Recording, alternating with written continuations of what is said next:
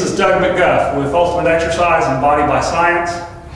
Today, what we'd like to go through with you is what we use for lumbar extension exercise here at Ultimate Exercise. We don't have the benefit of having either a MedX EXL or medical lumbar extension. We also don't have Ken Hutchins super slow linear spine machine, so we have to do what we think is the best approximation for that body part. We do it very infrequently out of necessity, I believe. But first thing I have to do before I demonstrate how we actually do this is to show you the involved anatomy to give you an idea of why we do it the way we do. So let's cut to the anatomy book. Okay, what I'm going to make reference to in a very non-technical way is our book, which is the Atlas of a Human Anatomy from Frank Netter's drawings. So we're going to cut to the musculature of the back on this page right here. I'll try to get as much glare off as possible. Ed is running the camera, I'm running the pointer. And here you see the latissimus muscles coming and attaching here at the thoracolumbar fascia. This is the more superficial musculature. We're going to peel down one layer.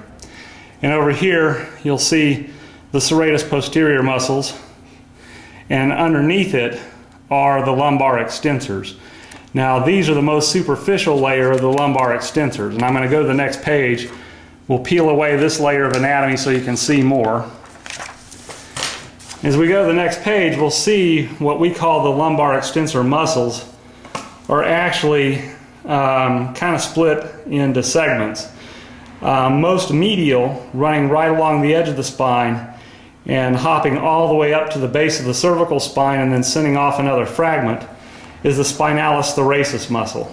And it runs the full length and it attaches all the way down here at the bottom of the sacrum. Going out laterally one step, we have the longissimus thoracis muscle. It attaches all the way down here close to the coccyx at the sacrum. And it goes up and then it flares out and it attaches to the posterior aspect of the ribs, all the way up to the level of about the second rib. And then most laterally, we have the iliocostalis muscle. And that's named as such because not only does it attach to the sacrum, but it attaches to the ilium bone here, and it flares out and attaches to the lower rib segments.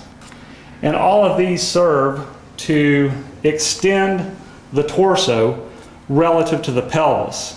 And it also extends the hip musculature relative to the torso, depending on your point of view.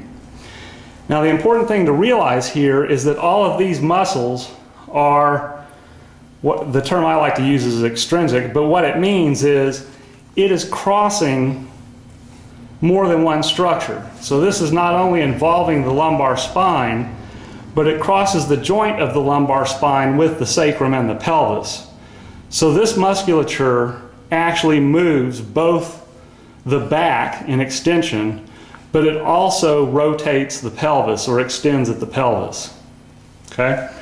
Now, these are the muscles that the MedX lumbar machine tries to take out by cranking you in and immobilizing your pelvis so your pelvis cannot move. And that creates a situation where these muscles' relative contribution to spine extension is eliminated by a mechanical situation. And what that does is that causes these much deeper muscles, we're going to go down one more layer, the multifidi, which run off the sacrum but make small segment jumps from one vertebra to the other. And you also have even smaller muscles hooking one vertebral segment to the other called the lateral intertransversalis and the interspinalis lumborum, which runs between the spinous processes of the vertebral body.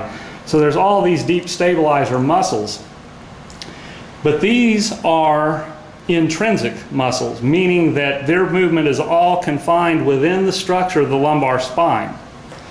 So these actually get activated when the more superficial muscles are either mechanically prohibited from contributing to the movement, or if those more superficial muscles are placed in a position of active insufficiency, meaning that when these contract and shorten as much as they possibly can, then some of that load starts to get transferred onto these smaller, deeper muscles.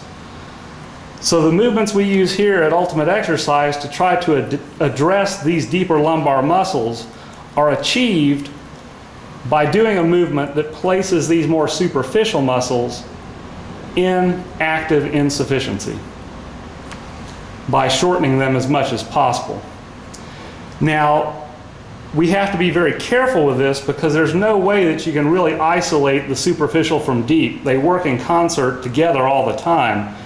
And when I was in anatomy class, I was amazed at how many hours it took to separate out these muscles from these muscles. They're so intrinsically involved and tied together, it's hard to separate them.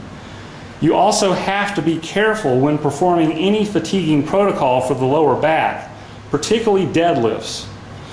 I really am fearful of deadlifts taken to failure, despite all of our high-intensity rhetoric, because the danger is, as this more superficial musculature fatigues, you can have a sudden shift of a heavy load from these more beefy and strong superficial muscles. You can have an abrupt shift of load when these fatigue onto these deeper, more fragile muscles. And you produce a tear or a strain or a spasm in one of these deep muscles, and that becomes very incapacitating. Part of why it becomes so incapacitating and can sometimes produce radiculopathy is that through these tiny holes that you see here, here, and here, if you look at it from the side, those are the foraminal exits of the lumbar nerves. So you get something in here in an intense spasm. These spasm muscles can actually act like a scissor coming down on an exiting nerve root and can cause radiculopathy, which can be incapacitating.